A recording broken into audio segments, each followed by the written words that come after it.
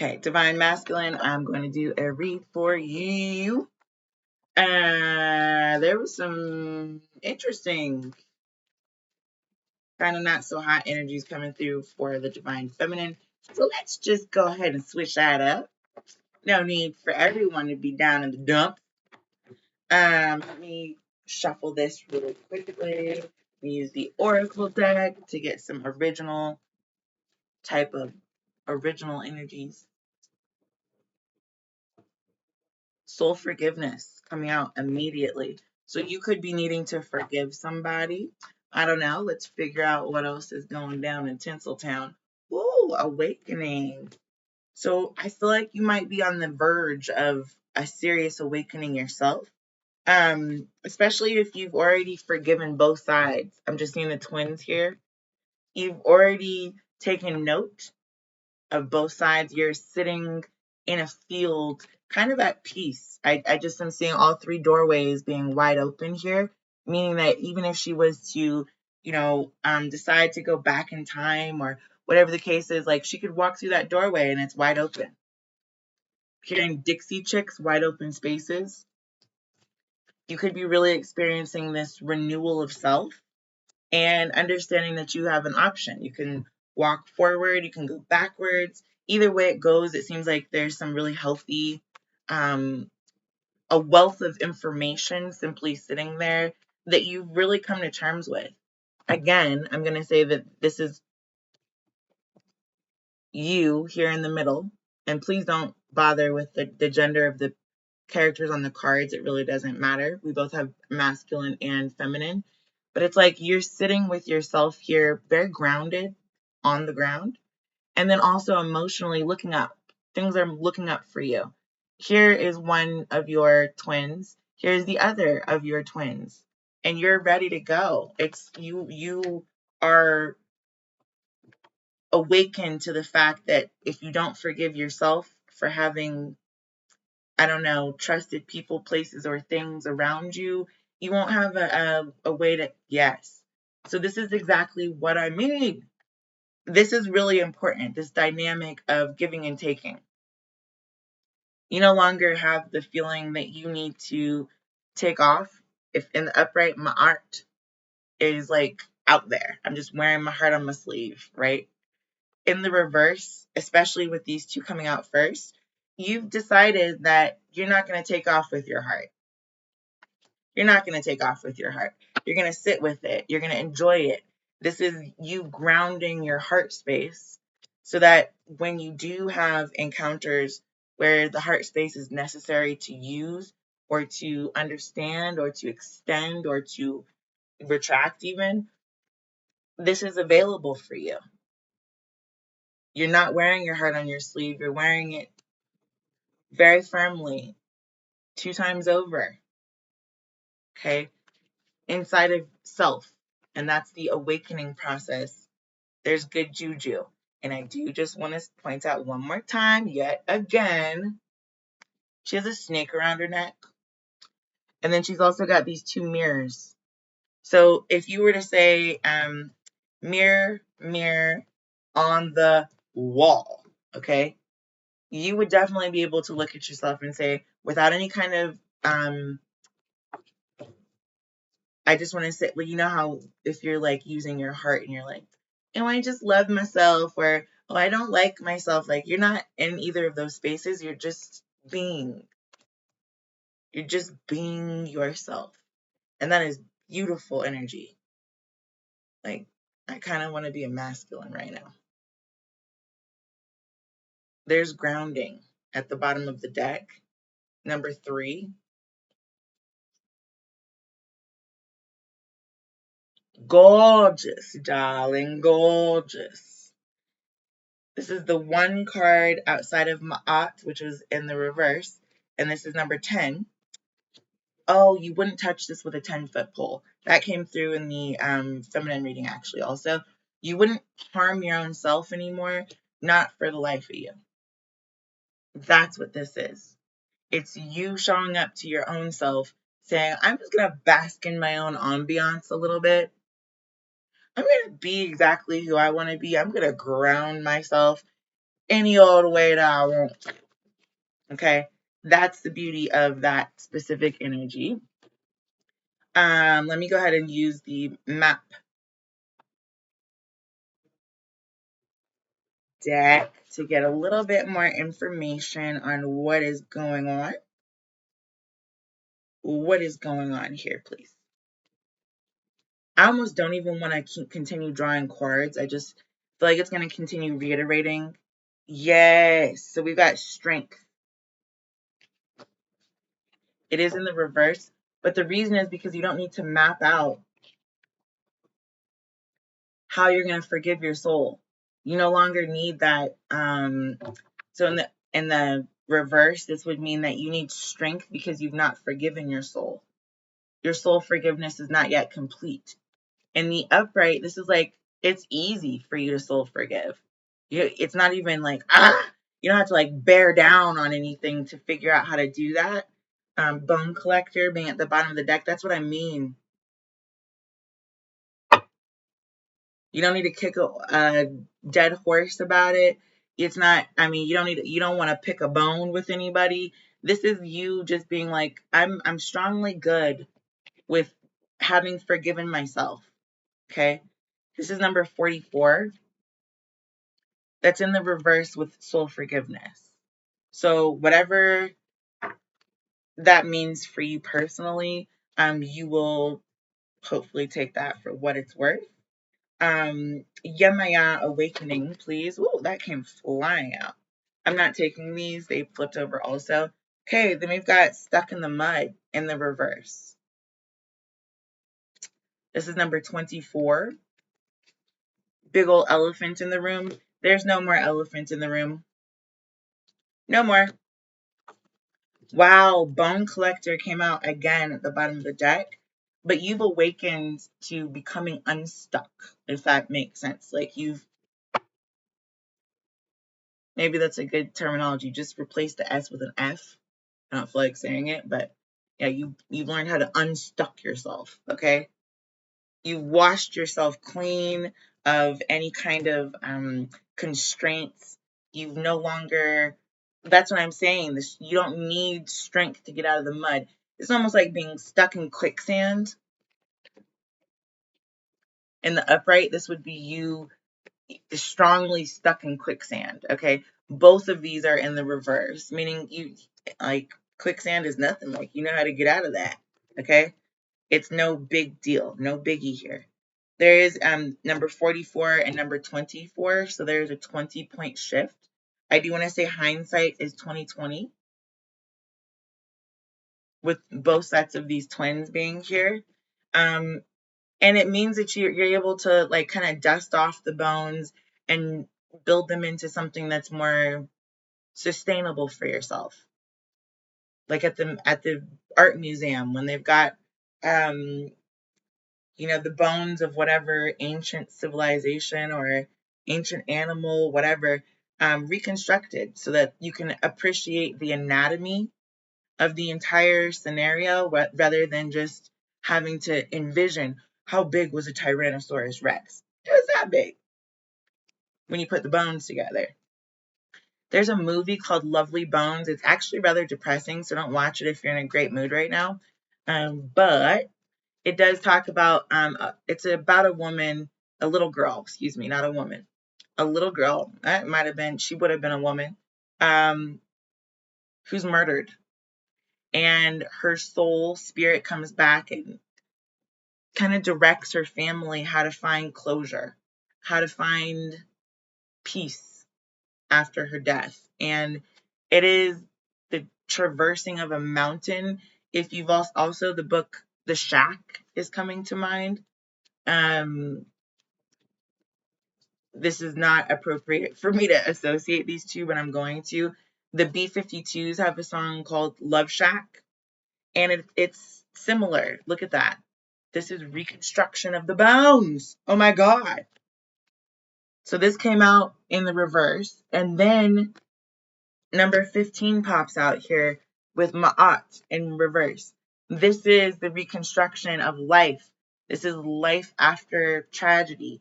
This is you forgiving yourself coming to terms with those bones, dusting them off, and instead of just picking at them constantly, you've created a statue.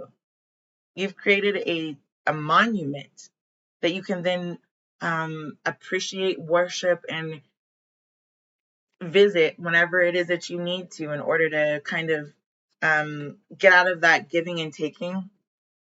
It doesn't always have to be about giving and taking. Sometimes it's just about being. Sometimes it's just about being exactly where you are. And I feel like Divine Masculine this week is going to be that for you. So this is number 15 in the upright. Then we've got Marie Laveau with Good Juju, number 7. Let me see what comes out there. Slow and Steady. This is number 12, coming out with Good Juju. So that's what I mean. Sometimes grief, healing, soul forgiveness, forgiveness of self, forgiveness of others takes time.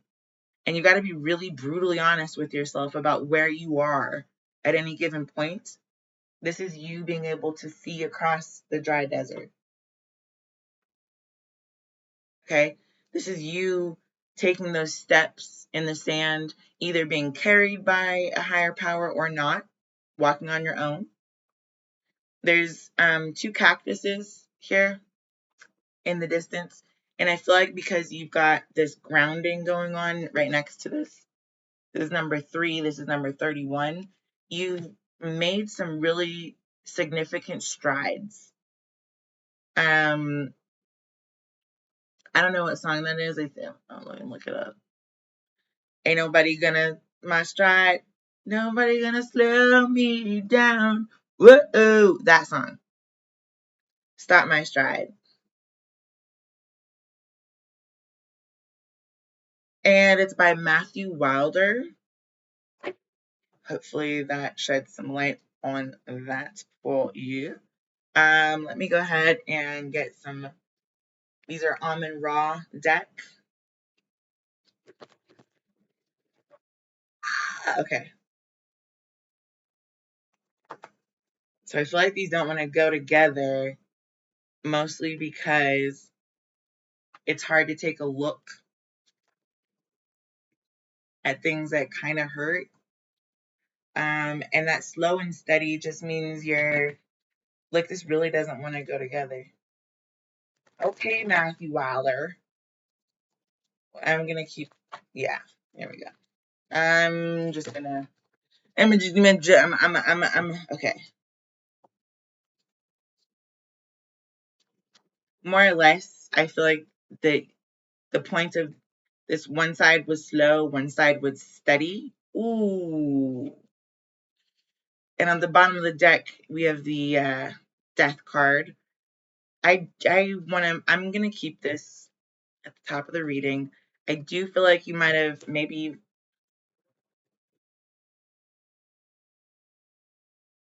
experienced somewhat of a transformation of self. That is that traversing the lovely bones kind of feels coming through. However, it's really beautiful that this came out with a new moon. That soul forgiveness is kind of rebirthing itself, and maybe in a different color than what you're used to, with number 44 being in reverse. However, there's a real healing of self. The water is here with the stuck in the mud and the awakening card. I don't usually do that. I usually continue to draw cards, but for some reason today I'm feeling like I just need to keep drawing for each stack here. Yeah, so gratitude in reverse. This is coming out with giving and taking in the reverse, as well as the One Ring Circus. It's like you've been able to almost,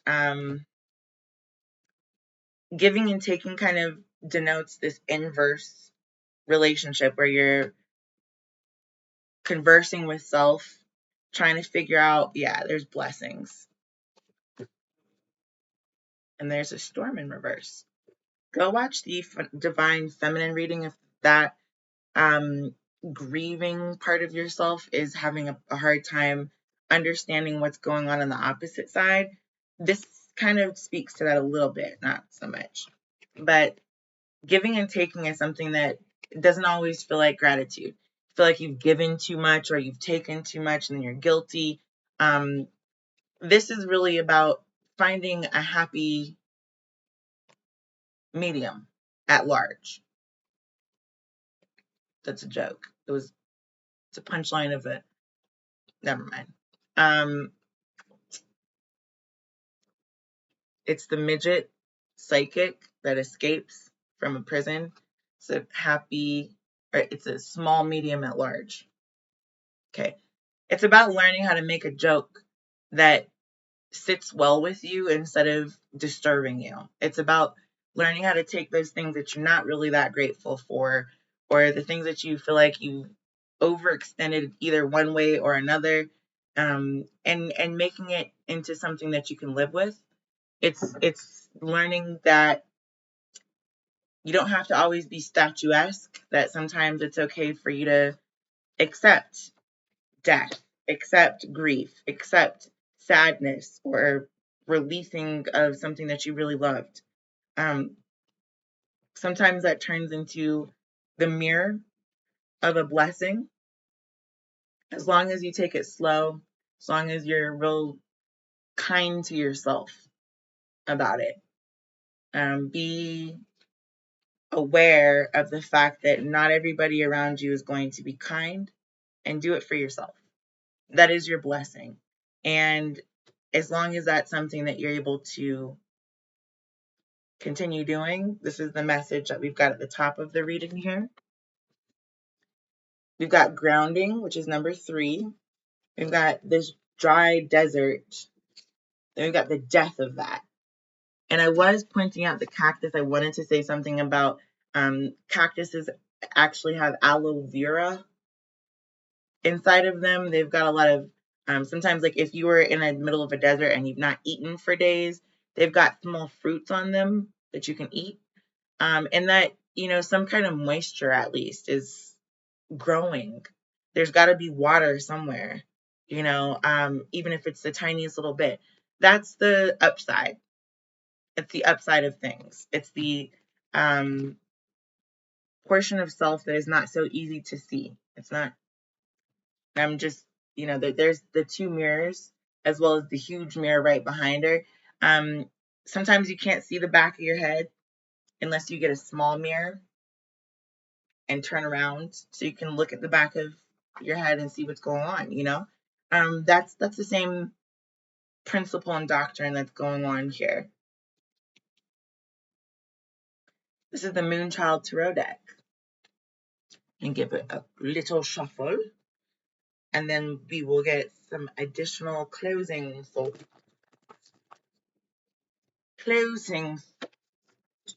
processes. Okay, so here's the Tower. And I do want to say, like, this, I'm holding this sideways for some reason right now. I don't know. Just go with it. Okay. But this came out. We'll go with in the reverse. That's at the top of the deck. Okay. So that's what I'm saying. The grounding of kind of the dry as well as the wet areas, whatever area that might be for you. It's a death that it doesn't have to be. You don't have to die a little bit on the inside every time you think about it. Every time you want to ground yourself. It's a coming to terms. And I'm saying that because the new moon is here. Of what is, what has been, and what the possibility could be. All right? It could be.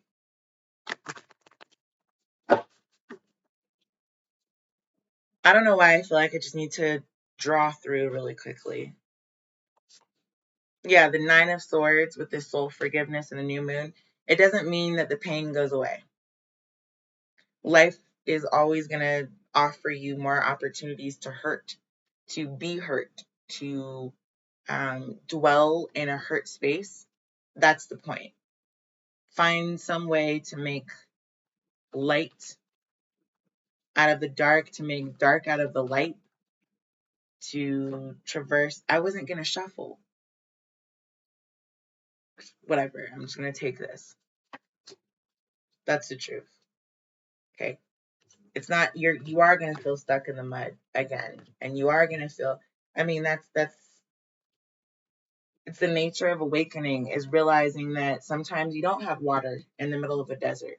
Sometimes you are stuck in the mud and you need to go take a shower and wash the mud off, spiritually speaking, physically speaking, emotionally, however psychologically you want to look at that. This one, I keep shuffling. Whatever. I guess I'm supposed to shuffle. Seven of Wands is defense. This one ring circus is, you see that eclipse that's there with giving and taking. Find a way to give as much as you'd like, to take as much as you would like, and not to feel any way about it. You don't need to lose yourself in one aspect or another. It is more about honoring all parts, all pieces, all the different directions that you could look at yourself. It's about learning that part and then realizing that it's okay. That if you want to make improvements, it's slow and steady. That if you want to if you want to detract from part of whatever, like you want to cut some things out, slow and steady. Okay. It's all part of the learning, evolving, the Six of Pentacles process. I'm not taking this as bottom of the deck, but we've got the Tower in reverse, which means that you're not going to have to go through, if you learn that balance, things won't be nearly as stormy. They won't be nearly as tumultuous, as turbulent, as traumatic as they may have seemed up until this point. So overriding the message of the reading is to hang in there. Hang in there. Yeah. I don't know why I'm hearing a change is gonna come. Yeah. I deserve to have a healthy and balanced lifestyle. What was I just talking about? Your lifestyle can and will be balanced if you're able to stick it out. Stick it out. So kind of go with the motion of the ocean a little bit. It says, I am creating a future filled with peace and tranquility. Yes. Yes. So you see how she's got her like plants over here and plants over there. That goes back to the beginning of your reading where like you kind of have to look at the front, the back, the side to side, the up, the down, and make something grow from it that you're proud of. Forget everything else. All right? Whatever you're proud of, forget everything else. Cool beans.